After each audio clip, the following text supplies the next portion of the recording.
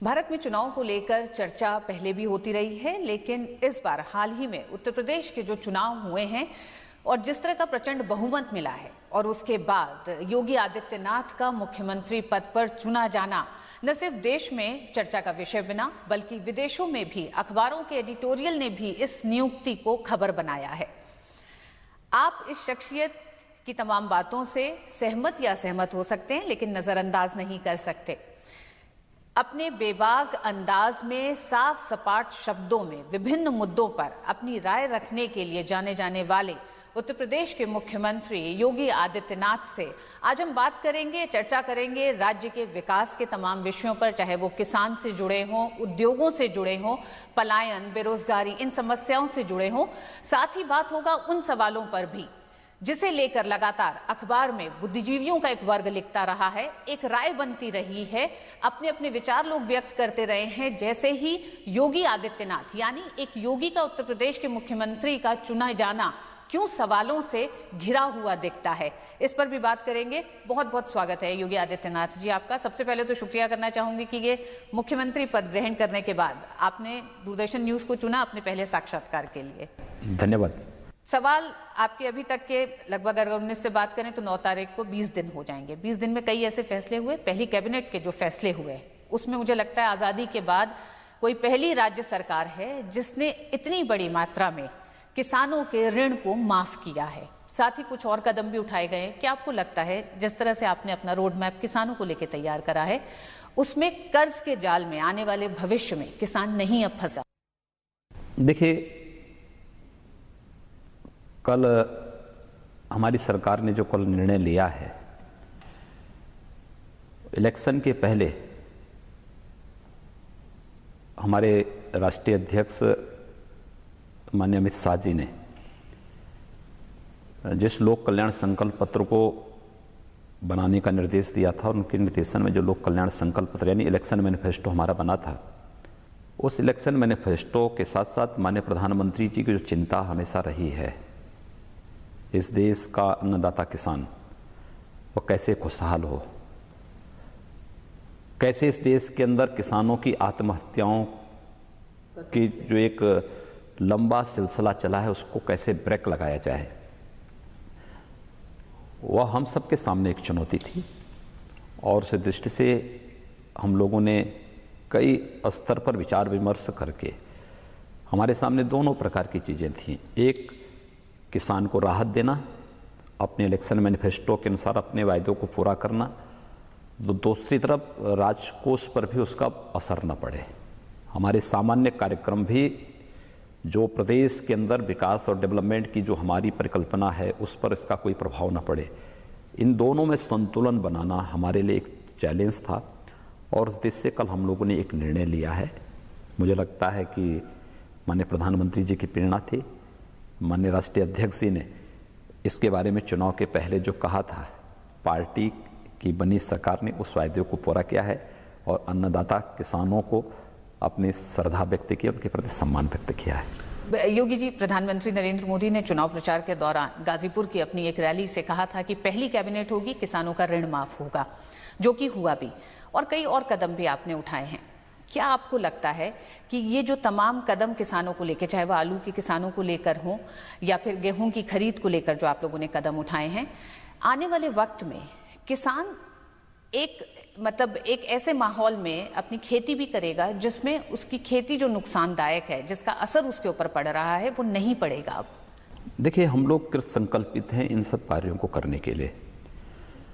आप याद करिए, जब प्रधानमंत्री के रूप में मोदी जी ने शपथ ली थी, उनसे जब पूछा गया था कि आपकी सरकार किसके लिए काम करेगी, तो उन्होंने एक बात साफ कही थी, इलेक्शन के पहले भी कहा था सबका साथ सबके विकास। तो उन्होंने इस बात को कहा था कि हमारी सरकार गांव, गरीब, किसान और नौजवान के लिए समर्पित होगी। इस देश के अंदर किसानों के लिए सॉइल टेस्टिंग कार्ड जारी करवाए गए।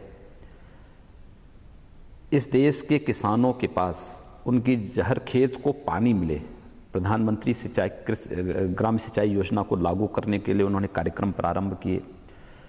इस देश के किसानों में किसी भी प्राकृतिक आपदा के कारण उनकी फसल को होने वाले नुकसान को बचाने के लिए प्रधानमंत्री फसल बीमा योजना उन्होंने लागू कराई।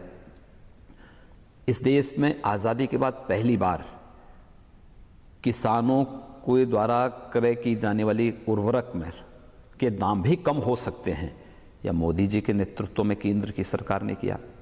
स्वाभाविक रूप से हमारे प्रधानमंत्री हैं, हमारे राष्ट्रीय नेता भी हैं और हमारे गार्जियन भी हैं।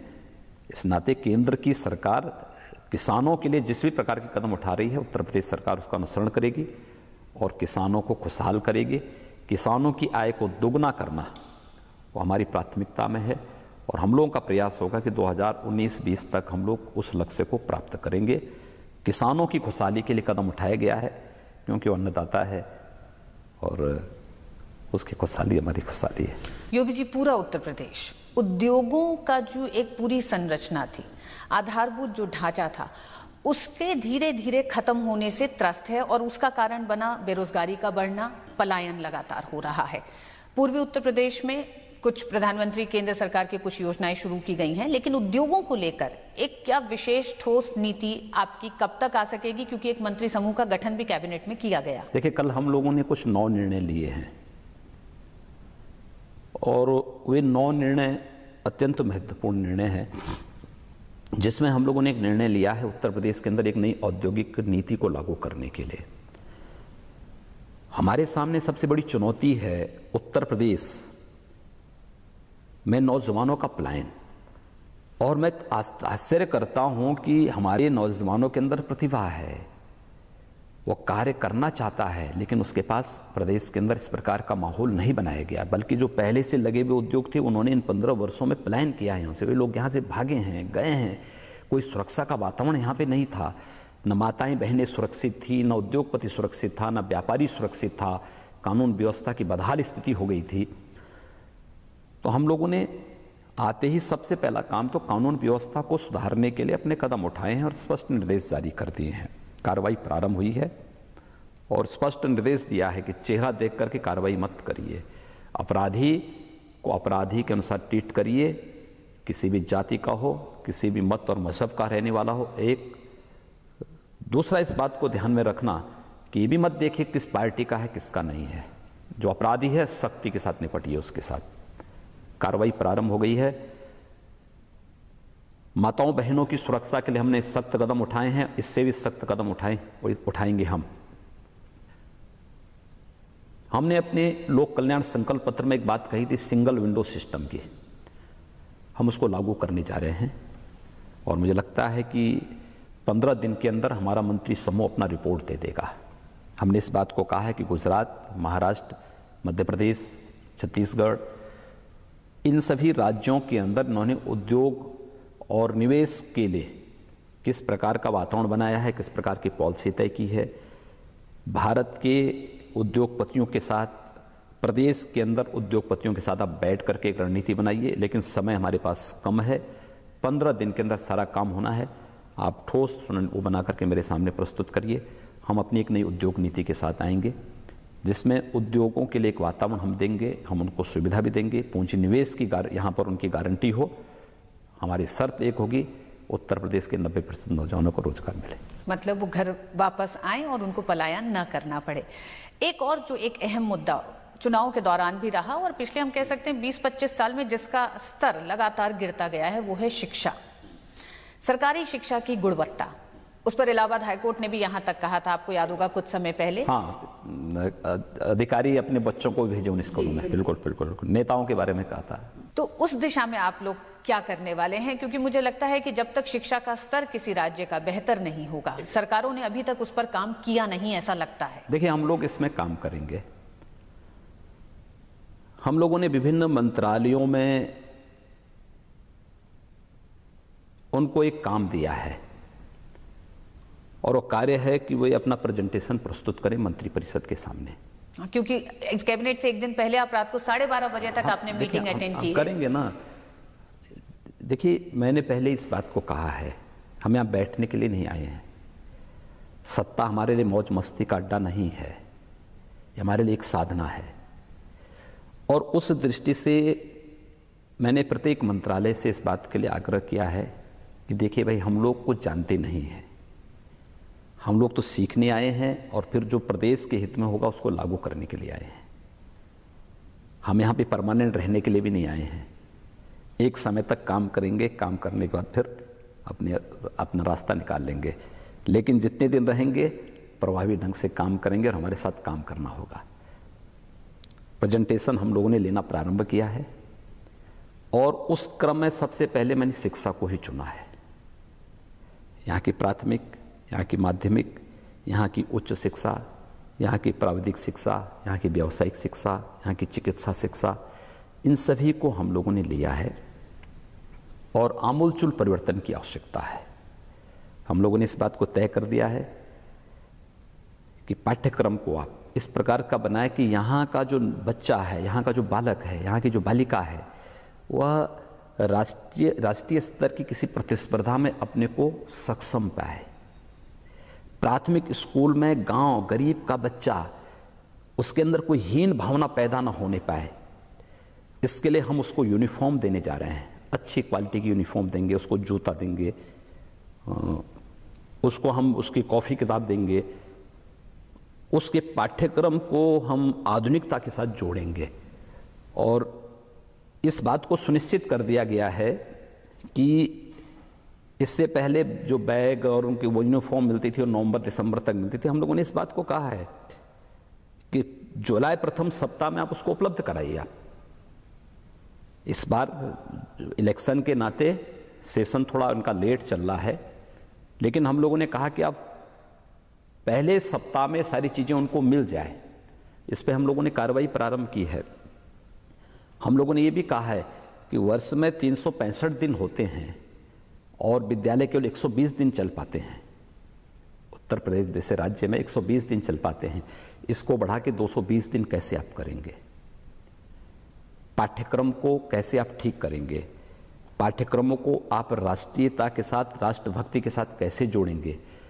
उन बच्चों को कैसे शिक्षा को संस्कारों के साथ जोड़ेंगे? पाठ्यक्रम को इस सब के साथ समाहित करने की व्यवस्था एक तो करिए।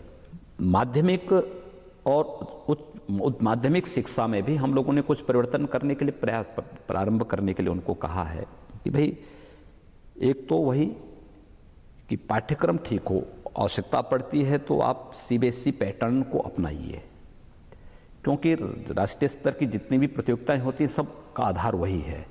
एनसीईआरटी को आप सहयोग लीजिए और फिर अच्छा पाठ्यक्रम दे करके उन बच्चों को योग्य उनको बनाने का प्रयास एक तो करिए। उस रूप में उनको जो सुविधाएं मिलनी हैं वो आप उपलब्ध करवाने की तैयारी करिए और प्रयास हो कि हम अंग्रेजी और संस्कृत तो उनको प्राथमिक विद्यालय से पढ़ाना शुरू करें, लेकिन जब वो बच्चा माध्यमिक स्तर पर आए तो 10वीं के बाद एक ऐसा प्रयास करिए कि किसी एक विदेशी भाषा को भी उसके पाठ्यक्रम का हिस्सा बनाइए। अगर वो शोध के लिए जाना चाहता है जर्मनी में, फ्रांस में, जापान में, तो उसको 3 महीने वहाँ जाकर के पहले वहाँ की भाषा को सीखना पड़ता है। अगर हमारा बच्चा 11वीं 12वीं में ही किसी विदेशी एक भाषा को पढ़ लेगा, जान लेगा, तो उसको शोध के लिए जाते समय फिर अपना 3 महीने का उस समय उसका बर्बाद नहीं होगा, हम उसका हिस्सा बनाएंगे। और उच्च शिक्षा में भी, और दूसरा हम लोगों ने इस बात को कहा है कि ये नकल मुक्त शिक्षा हो, इसकी व्यवस्था करिए। क्वालिटी कैसे इसमें मेंटेन आप कर पाएंगे? एजुकेशन में गुणवत्ता बनाए रखने के लिए हमारे प्रयास होने चाहिए। और उच्च शिक्षा, उत्तर प्रदेश के अंदर जो हमारे विश्वविद्यालय हैं, विश्वविद्यालय की एक ऑटोनॉमी है, यूजीसी के मार्गदर्शन में इन सबको अपनी स्वायत्तता है, लेकिन स्वायत्तता का मतलब इतनी छूट नहीं है कि वे लोग नौजवानों के, हमारे बच्चों के भविष्य के साथ खिलवाड़ करें। हम लोगों ने कहा क्या ये संभव है कि पूरे उत्तर प्रदेश के सभी विश्वविद्यालयों में एक समान पाठ्यक्रम हम लागू कर सकें और गुणवत्ता युक्त पाठ्यक्रम हो। इसके अलावा संस्कृत के बारे में, उर्दू के बारे में हम क्या कर सकते हैं, फारसी अरबी के बारे में क्या कुछ कर सकते हैं, अन्य विदेशी भाषाओं के बारे में भी क्या कुछ कर सकते हैं, इन सबको आप समाहित करके उसको तैयारी करिए। और मुझे विश्वास है कि हम जब नया सत्र प्रारंभ हो रहा है, इस नए सत्र में सब चीज़ें दिखेंगी और सबको एक 90 दिन का काम दे दिया गया है कि 90 दिन के अंदर आप इसको करिए, 100 दिन की अपने उपलब्धियों को फिर मेरे सामने प्रस्तुत करिए। वक्त एक छोटे से ब्रेक का, ब्रेक के बाद वापस लौटते हैं।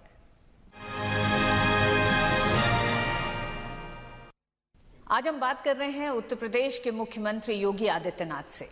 योगी जी, आप जब फैसले लेते हैं, कड़े फैसले, उस पर क्रियान्वयन हो और असर दिखाई दे, इस पे भी आपका पूरा जोर होता है।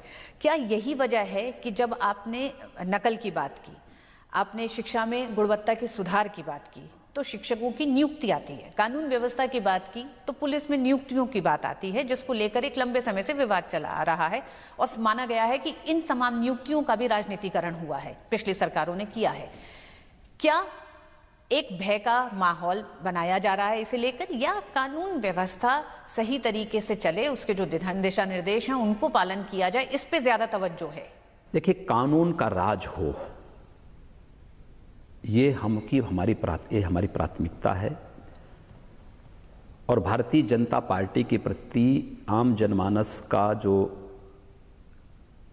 अपनी जातीय दीवारों को तोड़ करके लोगों ने उससे बाहर निकल कर भारतीय जनता पार्टी को समर्थन दिया, तो इसीलिए दिया है कि कानून का राज स्थापित हो सके। और हमने इसी बात को कहा कि कानून से बड़ा कोई नहीं, मैं भी अगर कानून का उल्लंघन करूंगा तो उस कटघरे में खड़ा होऊंगा। लेकिन कानून का राज स्थापित करने के लिए हम कृतसंकल्पित हैं।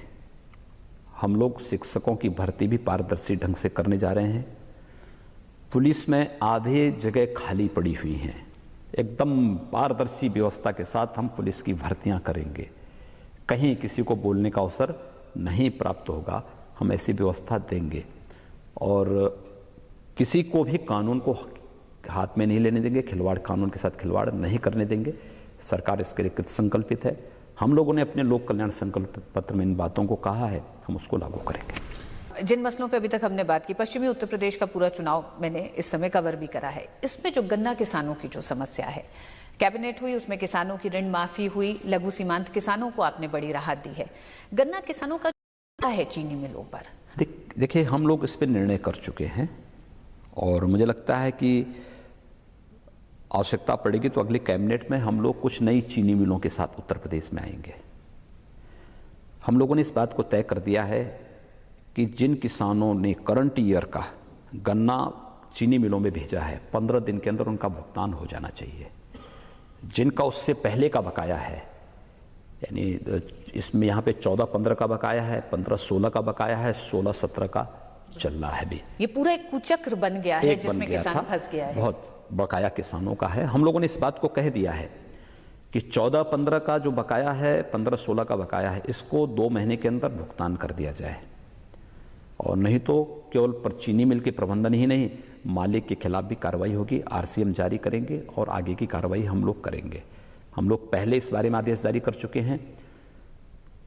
14 दिन के अंदर गन्ना किसानों के गन्ना मूल्य का भुगतान करना ही होगा, ये चीजें हैं। और हम लोगों ने तो निर्णय ये भी किया है, अभी जो गेहूं उत्पादक किसान है, आप आश्चर्य करेंगे, उत्तर प्रदेश इतना बड़ा राज्य है, उत्तर प्रदेश के अंदर 22 करोड़ से ऊपर की आबादी निवास करती है।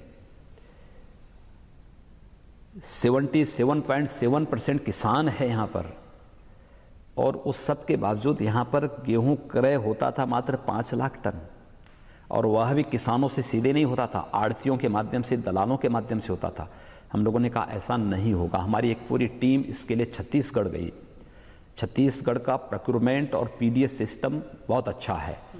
हम लोगों ने इस काम को यहाँ पे लागू किया, और मैं आपको, मुझे बताते हुए प्रसन्नता है कि हम लोगों ने 5000 सेंटर खोले हैं किसानों के लिए। हम लोगों ने कहा कि हर जगह कहीं भी वो जहाँ गेहूँ अपना बेचना चाहता है, अपना आधार कार्ड लेकर के जाएं, अपना जोत बही लेकर के जाएं, आपका गेहूं वहां पर लोग खरीदेंगे। किसानों को बैठने की व्यवस्था रहेगी, सब कुछ वहां पे व्यवस्था किसानों के लिए रहेगी। और पर कुंटल 10 रुपये का अतिरिक्त हम उसको देंगे, पर कुंटल 10 रुपये अतिरिक्त तो किसान को हम देंगे। बहुत सारे लोग आए कि साहब इसको पहले की तरह आड़तियों के माध्यम से, दलालों के माध्यम से खरीदी। हमने कहा भी ये नहीं होगा, किसानों को देना प्रधानमंत्री जी की प्राथमिकता किसान है। हम किसान को आधार मान करके कार्रवाई कर रहे हैं, और 5 लाख टन से हम लोगों ने बढ़ा करके सीधे उसको पहले चरण में हम 40 लाख टन खरीदने जा रहे हैं। इसको बढ़ा करके 80 लाख टन तक हम करेंगे।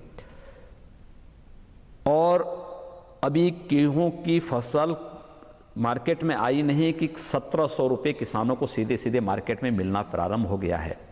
हमने कहा भी किसानों को जहां से लाभ मिले किसान वहां देने के लिए स्वतंत्र है, हम उसको बाध्य नहीं करेंगे, लेकिन अगर उसका कोई नहीं खरीदेगा हम उसका गेहूं खरीदेंगे। किसान हमारी प्राथमिकता में है, उसको कहीं दिक्कत नहीं होने देंगे। स्पष्ट निर्देश जारी हो चुके हैं और हम उस पर कार्य करने के लिए पूरी दृढ़ प्रतिज्ञता के साथ कार्य कर रहे हैं। योगी जी, आड़तियों के माध्यम से जो भ्रष्टाचार होता था या जो साइफन होता था मनी का, उसको रोकने के लिए आप लोगों ने कोशिश की। आपने कहा कि आधार से गेहूं खरीद केंद्र को भी आपने किसानों से जोड़ा है।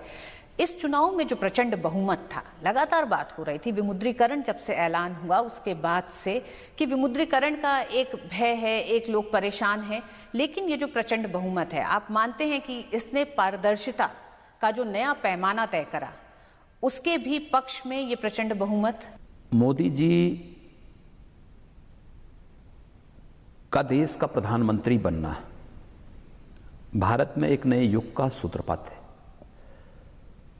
और उन्होंने पहले दिन से जिस प्रकार की योजनाओं को क्रियान्वित करना प्रारंभ किया और जिस मजबूती के साथ, जिस दृढ़ता के साथ उन्होंने निर्णय लेना प्रारंभ किया। 3 वर्ष हो जाएंगे 26 मई को माननीय प्रधानमंत्री जी के शपथ लिए मोदी जी के प्रधानमंत्री बने हुए। इन 3 वर्षों में 60 से अधिक ऐसी कल्याणकारी योजनाएं उन्होंने लागू की पूरे देश में, जो इस समाज का अंतिम पायदान का व्यक्ति जिससे लाभान्वित होता है। जैसे महिलाओं के लिए प्रधानमंत्री उज्ज्वला योजना लागू कर दी, नौजवानों के लिए मुद्रा योजना लागू कर दी, अनुसूचित जाति और जनजाति के बच्चों के लिए, नौजवानों के लिए स्टार्टअप और स्टैंड अप इंडिया लागू कर दी। इस देश को आधुनिक, पुरातन और आधुनिकता में एक समन्वय और डिजिटल इंडिया उन्होंने लागू कर दी। इस देश के गरीबों के पास अपने खाते नहीं थे, जनधन योजना लागू कर दी। डेवलपमेंट की इतनी योजनाएं लागू की, किसानों के लिए, गांव के लिए, गरीब के लिए, हर तबके के लिए।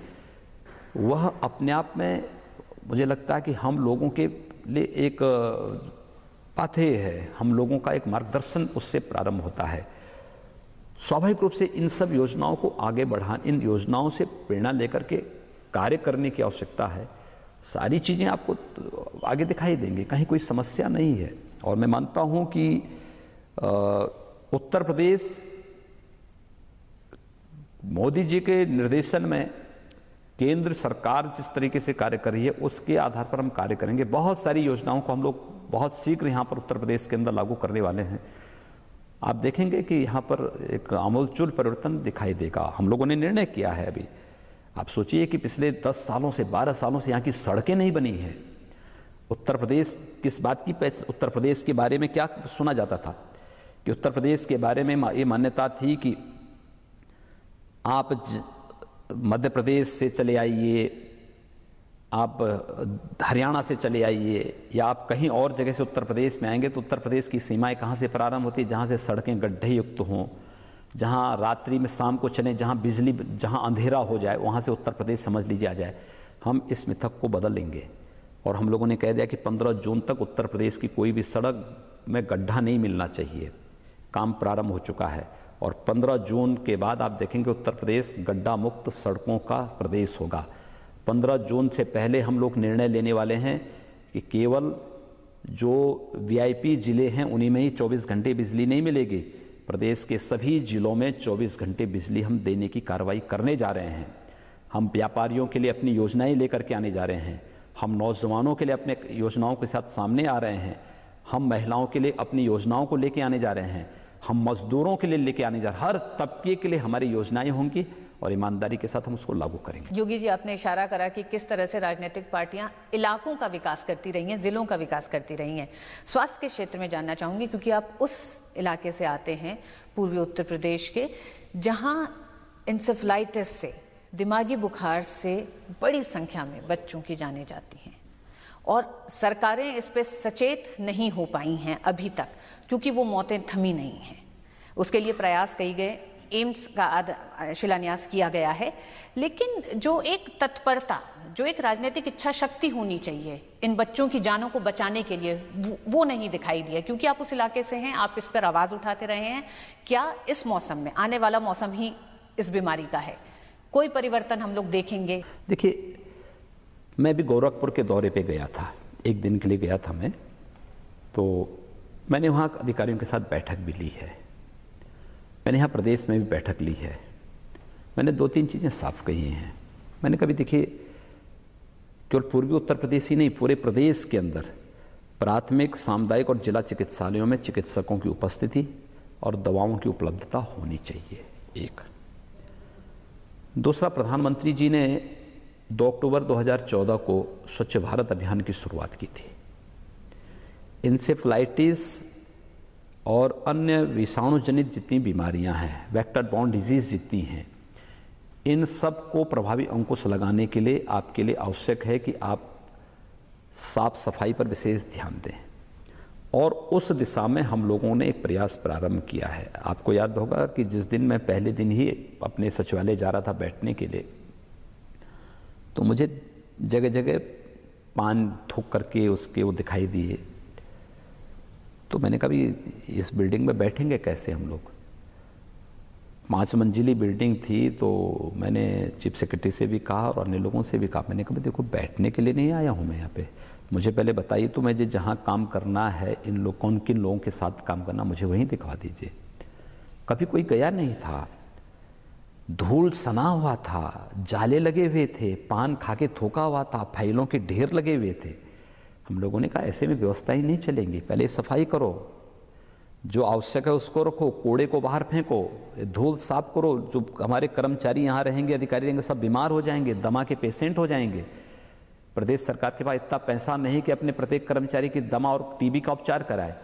हम इस पैसे को गरीबों को देंगे, ये सब फालतू साफ करिए। पूरे स्वच्छता अभियान हम लोगों ने हर जगह प्रारंभ किया है। कार्य समयबद्ध हो, गुणवत्ता से युक्त हो, इसके निर्देश जारी किए गए हैं। हम लोगों ने इस बात को भी सुनिश्चित किया है कि फाइल इंडेक्स आप लागू करिए। ये फाइल कब किस अधिकारी के पास जा रही है, कब उसने साइन किए हैं और कब फिर वहाँ से दूसरे टेबल में गई है, हर एक व्यक्ति साइन करके बताएं। मैं केवल ये जानना चाहूँगा कि 1 सप्ताह से अधिक कोई फाइल किसी टेबल में क्यों है। हमें सिटीजन चार्टर लागू करने जा रहे हैं और सख्ती के साथ इसका पालन प्रदेश में कराएंगे।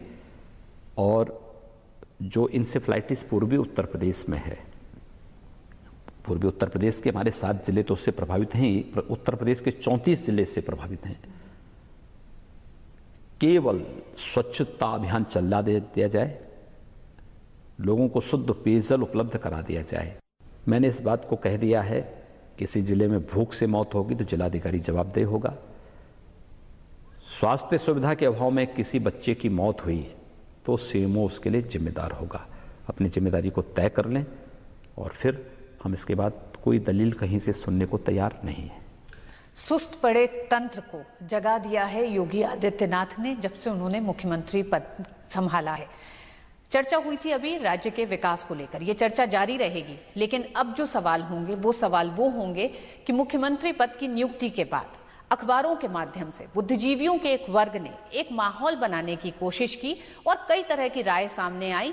जब एक योगी किसी राज्य का मुख्यमंत्री होता है, योगी का जीवन त्याग और तपस्या का है, लेकिन फिर इतने सवाल क्यों? और उन सवालों का योगी आदित्यनाथ के अंदाज में ही साफ और सपाट जवाब जानेंगे खुद इनसे ही। वक्त एक छोटे से ब्रेक का, ब्रेक के बाद वापस लौटते हैं।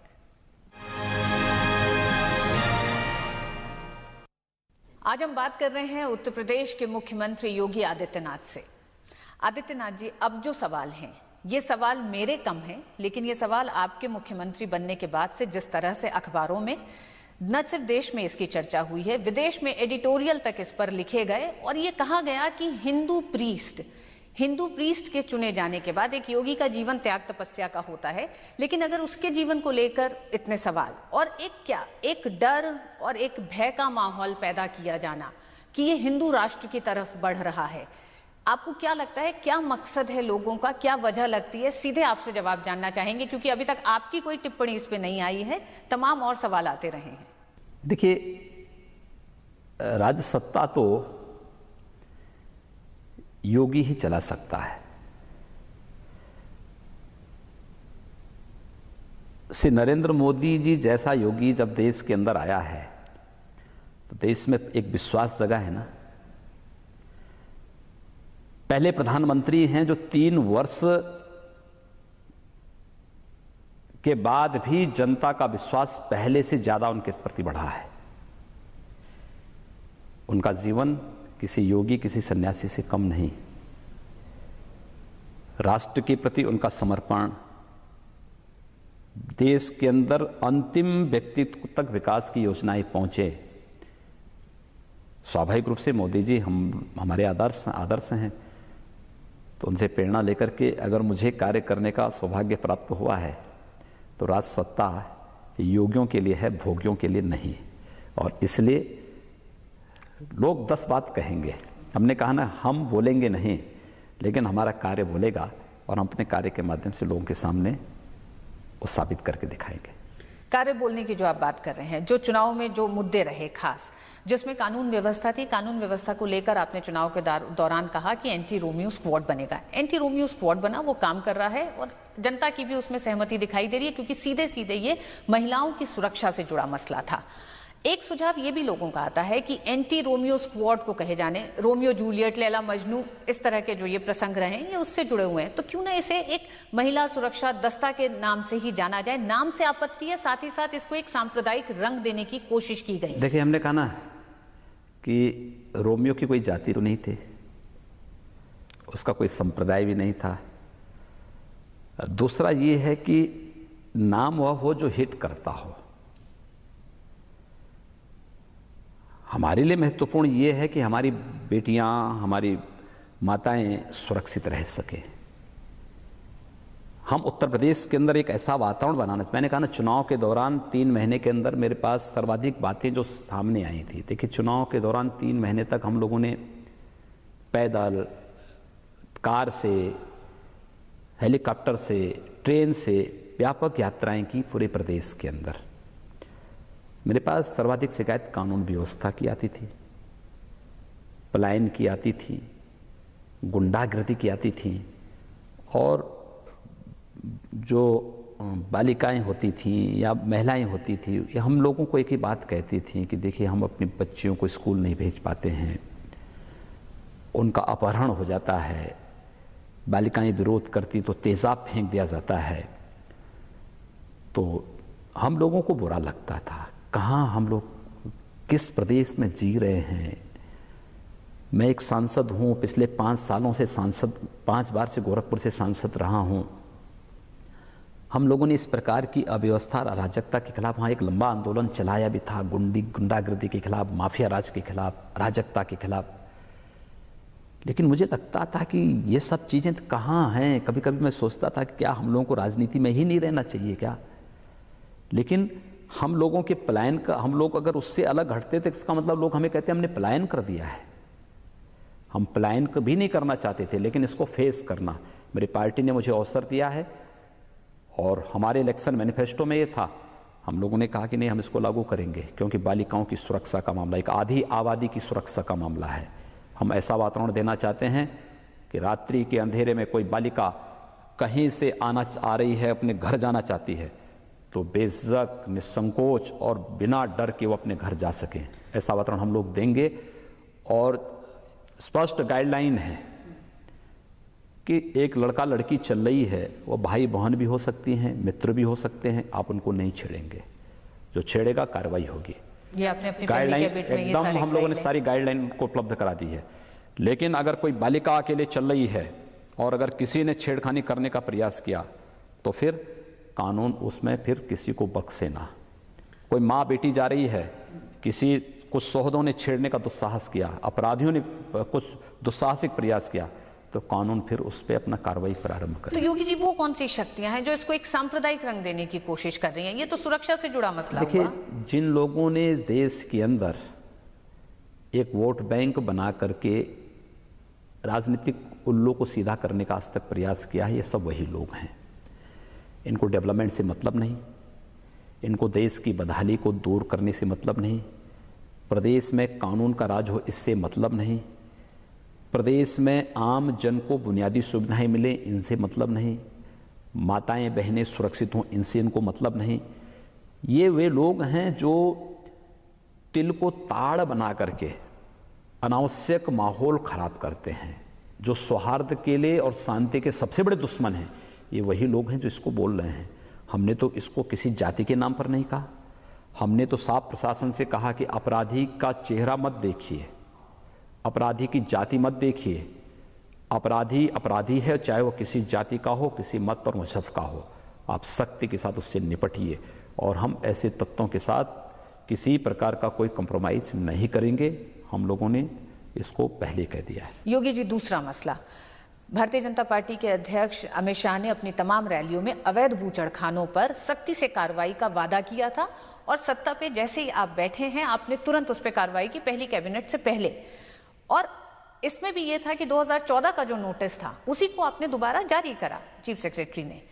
फिर इसको लेकर क्यों ये कहा गया कि योगी आदित्यनाथ किसी एक खास धर्म, किसी एक खास समुदाय के खिलाफ ये उनका पहला प्रहार है? इसको इस तरह से देखने के पीछे क्या मकसद, क्या आपको लगता है कि जिस तरह से आपने कहा कि पूरे सौहार्द को बिगाड़ने का कोई मकसद दिखाई देता है क्या? देखिए, अंतर यही है कि एनजीटी ने 2015 में उत्तर प्रदेश के अंदर अवैध बूचड़खानों को बंद करने के लिए कहा था। सुप्रीम कोर्ट ने 2017 में इस प्रकार का आदेश जारी किया है। एनजीटी के आदेश के बाद चीफ सेक्रेटरी के स्तर पर आदेश तो जारी हो गया है, लेकिन वह प्रभावी नहीं हो पाया क्योंकि राजनीतिक नेतृत्व के पास उस प्रकार की इच्छा शक्ति उत्तर प्रदेश के अंदर नहीं थी।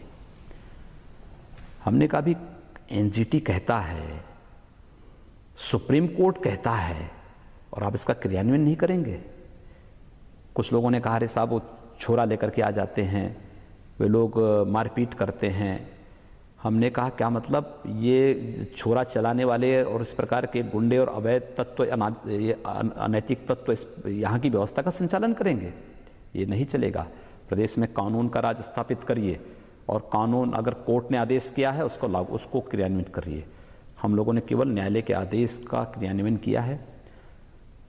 भारतीय जनता पार्टी का लोक कल्याण संकल्प पत्र में इलेक्शन के पहले ये मुद्दा था। मुद्दा हम लोगों को एनसीटी और इस प्रकार की न्यायिक बॉडियों से हम लोगों को जो भी डायरेक्शन मिले थे, जो फीडबैक एक आप लोगों को लगातार उसके आधार पर हम लोगों ने इसको मुद्दा भी बनाया था और जनता के लिए भी एक बड़ा मुद्दा था। देखिए, सवाल ये है कि आप इसको कैसे आप नजरअंदाज कर सकते हैं। हम लोगों ने उसको लागू किया है, हम उसको कर रहे हैं। स्पष्ट डायरेक्शन इसमें भी जारी किए गए हैं कि भाई देखो, कोई अगर मानकों को पूरा करता है, सुप्रीम कोर्ट ने जो डायरेक्शन दिए उनको पूरा करता है, एनजीटी ने जो कहा है उसका पालन करता है, उन मानकों को पूरा कर लेता है, हमें कोई आपत्ति नहीं होनी चाहिए। लेकिन नहीं करता है तो हमें सख्ती के साथ रोकना चाहिए। किसी भी गुंडा तत्व के सामने झुकने की आवश्यकता नहीं। वह कोई भी हो, किसी भी पार्टी का हो, कानून सब पर समान रूप से लागू करिए। एक और मसला, आपने उत्तर प्रदेश की जनता को कहा कि आप दंगा मुक्त राज्य देंगे। पिछली सरकार में हमने देखा 300 से ज्यादा सांप्रदायिक दंगे देखे गए हैं और इन दंगों को, छोटे बड़े दंगे जो होते रहे हैं, उसकी कहीं एक वजह यह भी मानी गई कि कोई छोटा सा तनाव होता था, उसके बाद ये जो तमाम आस्था के जो प्रतिष्ठान हैं उन पर लाउड स्पीकर्स का होना और उन तनावों का बड़ा रूप लेने में कहीं ना कहीं लाउड स्पीकर्स की कोई भूमिका रही है। आप इस समय सत्ता में, आपकी सरकार पूरे बहुमत से सत्ता में है, क्या आपको लगता है कि एक सांप्रदायिक सौहार्द बनाए रखने के लिए अगर ये कहीं एक कारण बनता है, चाहे वो मुजफ्फरनगर में जिस तरह के सांप्रदायिक दंगे हुए उसमें भी ये भूमिका दिखाई दी थी, क्या लाउड स्पीकर्स, क्योंकि आस्था का प्रश्न तो भगवान से, खुदा से आपका अपना है, उसके लिए शोर की जरूरत नहीं है, तो आपको लगता है कि इस पर आपकी सरकार कुछ सोच रही है? देखिए, प्रशासन का संवेदनशील होना और सीधे संवाद बनाना, मैंने सभी जिलाधिकारियों से, सभी पुलिस अधीक्षकों से एक बात कही है, कहीं कोई बात होती है तो केवल अपने सबऑर्डिनेट के भरोसे मत रहिए, सीधे संवाद करिए। लोकतंत्र संवाद का नाम है। हमें लोकतंत्र, ये सरकार लोकतंत्र से चुनी गई सरकार है। जिस जनता ने चुना है, अगर उसकी कोई बात है तो आप उसको सीधे बात करिए और एक संवाद स्थापित करके समस्या का समाधान करिए। अगर संवाद स्थापित होगा तो संघर्ष अपने आप समाप्त हो जाएगा। प्रशासनिक संवाद नहीं, एक दूसरा, शासन में जमे हुए लोग इस प्रकार के तत्वों को प्रश्रय देते थे जो दंगाई होते थे, अराजक होते थे, भ्रष्ट होते थे, गुंडे होते थे, दंगाई होते थे। जब सत्ता का संरक्षण ऐसे तत्वों को प्राप्त होगा तो स्वाभाविक रूप से दंगा तो भड़कना ही भड़कना था। हम लोगों ने साफ कहा है, देखिए एकदम स्पष्ट पारदर्शी तरीके से सारे कार्य हो रहे हैं और इस बात को कह दिया गया है, एक तो संवाद स्थापित करिए, कहीं कोई समस्या होती तत्काल कार्रवाई करिए, और इसके बावजूद भी अगर कहीं कोई ऐसी स्थिति पैदा होगी, देखिए प्रदेश दंगा मुक्त होगा, गुंडा राज से मुक्त होगा, प्रदेश में कानून व्यवस्था की स्थिति स्थापित होगी और इसके लिए जो भी कदम उठाने पड़ेंगे हम लोग उसको उठाएंगे। हम लोग पिछले उन सभी उसका भी समीक्षा करेंगे कि कहाँ पर क्या हुआ है और उसके बाद अगर कहीं अन्याय हुआ तो उसका परिमार्जन भी करेंगे। लेकिन हम प्रदेश में किसी को भी चेहरा देख करके जाति मत मजहब के आधार पर कार्रवाई करने की इजाज़त नहीं देंगे। उसके लिए पुलिस बनी है, उसके लिए प्रशासन है, प्रशासन ही कार्रवाई करेगा, कानून उसी के माध्यम से लागू होगा। कोई पार्टी या कोई व्यक्ति या कोई चेहरे इस प्रकार की कार्रवाई करने की इजाज़त किसी को नहीं देगी जो पूर्ववर्ती सरकार करती रही है। कन्वर्जेंस एक बड़ा मसला रहा है विवाद का उत्तर प्रदेश में, कई बार दबाव में, कई बार लालच में और कई बार इन दोनों ही मसलों पर तनाव पैदा हुआ है। क्या इसको लेकर कोई ठोस नीति उत्तर प्रदेश में, क्योंकि उत्तर प्रदेश में ये विवाद एक लंबे समय से बीच बीच में उठता रहा है। देखिए, जो असंवैधानिक होगा, जो अनैतिक होगा, जिससे समाज के सौहार्द पर दुष्प्रभाव पड़ता हो, हम ऐसा कोई भी कार्य प्रदेश के अंदर नहीं चलने देंगे। तो इसकी दिशा में हम कोई नीति या कोई ठोस समय आने पे जहां भी कोई इस प्रकार की स्थिति होगी जो असंवैधानिक हो, अवैध हो, अनैतिक हो या जिसपे सौहार्द पर जिसका प्रभाव जो सौहार्द को बिगाड़ता हो, हम उसको प्रदेश के अंदर नहीं चलने देंगे। एक और सवाल, अभी शिक्षा पर हम बात कर रहे थे, ऐसी बात हो रही है और चर्चा बाहर आ रही है कि सरकारी स्कूलों में योग को अनिवार्य करने की तरफ आप लोग सोच रहे हैं। जब भी योग की बात होती है तो योग को लेकर विवाद भी साथ साथ क्यों आता है, जबकि योग का तो सीधा संबंध स्वास्थ्य से है? ठीक बात है। देखिए, हम लोग इस चीज को करने जा रहे हैं। देखिए, मैंने कहा ना, या ये क्योंकि योगी आदित्यनाथ की तरफ से आता है इसलिए नहीं, विवाद मेरी है? तरफ से नहीं। देखिए, सवाल ये है कि योग मैंने नहीं दिया है, ये तो इस सृष्टि के साथ चली हुई एक ऐसी परंपरा है, एक ऐसी विधा है जो हमारे ऋषि मुनियों ने लोक कल्याण के लिए दिया है। एक स्वस्थ शरीर के साथ साथ स्वस्थ मस्तिष्क के निर्माण के लिए उनके द्वारा दी गई एक विधा है। और हम लोगों ने इस चीज़ को कहा है कि हम जितने भी यहाँ पर उत्तर प्रदेश के अंदर शारीरिक शिक्षक देंगे, योग को उनके साथ अनिवार्य करके जोड़ के देंगे और योग पाठ्यक्रम का हिस्सा होगा, संस्कृत पाठ्यक्रम का हिस्सा होगा। भारत से जुड़ी हुई सभी भाषाओं को हम आगे बढ़ाने जा रहे हैं। उत्तर प्रदेश के अंदर जो अन्य भाषाएं हैं उनकी एकेडमी बनाने जा रहे हैं। आपकी भोजपुरी है, अवधी है, ब्रिज होगी, आपकी जो है बुंदेलखंडी होगी, जितनी भी भाषाएं होंगी इन सब की एकेडमी बना करके लोक परंपरा, लोक संस्कृति को भी हम मजबूती प्रदान करने के लिए कार्रवाई प्रारंभ करने जा रहे हैं। उत्तर प्रदेश के हित में जो होगा हम वह कदम उठाने में नहीं हिचकेंगे। योगी जी, देश के ही एक बड़े जूरिस्ट हैं जिन्होंने कहा कि विदेशों में तो हमने बात की ही कि एडिटोरियल्स ने किस तरह से लिखा और एक कहा कि कैसे हिंदू प्रीस्ट बन गया है एक मुख्यमंत्री, लेकिन जो जूरिस्ट है उन्होंने भी कहा कि ये हिंदू राष्ट्र की तरफ बढ़ने का एक कदम है। क्या आपको लगता है कि ये लोग पूर्वाग्रहों से ग्रस्त हैं? इन चिंताओं को आप किस तरह से देखते हैं? आपका जवाब साफ शब्दों में जानना चाहते हैं। देखिए, कौन क्या कह रहा है मैं किसी के मुंह पे टेप नहीं लगा सकता। मुझे जो करना है प्रदेश के हित में कार्य करना है। मेरे लिए पाथे है केंद्र की मोदी जी के नेतृत्व की सरकार, और सरकार लोक कल्याण के लिए, राष्ट्र कल्याण के लिए जो कदम उठा रही है, मुझे प्रदेश के अंदर उसको फॉलो करना है। एक दूसरा, इससे कौन लोग हैं जो डर रहे हैं? अगर किसी को करना है, मुझे लगता है कि मुझे एक बात साफ कहनी है, वो ये कि हिंदू राष्ट्र की अवधारणा कहीं गलत नहीं है। हिंदुत्व देश के ही सुप्रीम कोर्ट की एक फुल बेंच ने इस बारे में स्पष्ट अपना आदेश जारी किया है। यह कोई मत, कोई मज़हब या उपासना विधि नहीं है, यह एक वे ऑफ लाइफ है।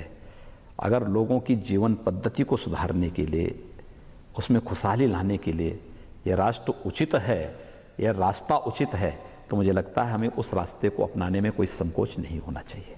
अंत में योगी जी, एक योगी के वेशभूषा भगवे वेशभूषा से, क्योंकि योगी को न किसी से कुछ चाहिए न उसे अपनी जिंदगी में कुछ चाहिए, फिर ये कौन लोग हैं जो डर रहे हैं?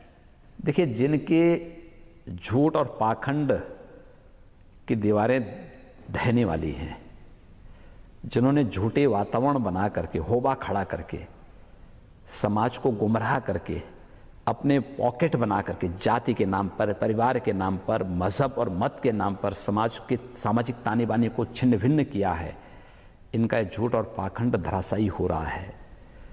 इसलिए स्वाभाविक रूप से उनके आगे के रास्ते जब बंद होंगे तो उनकी चिल्लाहट तो स्वाभाविक है। मैं उनके प्रति कोई दुराग्रह नहीं रखता, लेकिन मेरी सहानुभूति उनके प्रति जरूर है कि पब्लिक उनके इस पाखंड को बहुत नज़दीक से देख रही है, देखेगी भी, मेरी कार्य पद्धति को देख रही है और देखेगी भी। हमारा कार्य बोलेगा और मुझे लगता है कि उत्तर प्रदेश कैसे चलेगा, हम उसको लेकर के चलेंगे। योगी आदित्यनाथ ने अपने ठीक उसी अंदाज में बहुत साफ कहा कि कानून सबके लिए एक है, सबको कानून का पालन करना पड़ेगा। रही बात जहां तक तंत्र और व्यवस्था की, तो सुस्त पड़े तंत्र में जान फूकी है योगी आदित्यनाथ ने, और उनका मानना है कि व्यवस्था और तंत्र हर नाकामी के लिए जवाबदेह हो रहेगा और उस पर लगातार सवाल उठाते रहेंगे, जिससे कि जनता को वो सारी सुविधाएं, उन योजना का फायदा मिले जिसके लिए सरकार काम कर रही है। योगी आदित्यनाथ जी, दूरदर्शन न्यूज से पहला अपना इंटरव्यू देने के लिए बहुत बहुत शुक्रिया, और बहुत सी ऐसी बातों पर आपने खुलासा किया जिस पर आपकी तरफ से जवाब का शायद जनता में तमाम लोगों को इंतजार था। बहुत बहुत शुक्रिया दूरदर्शन से बात करने का।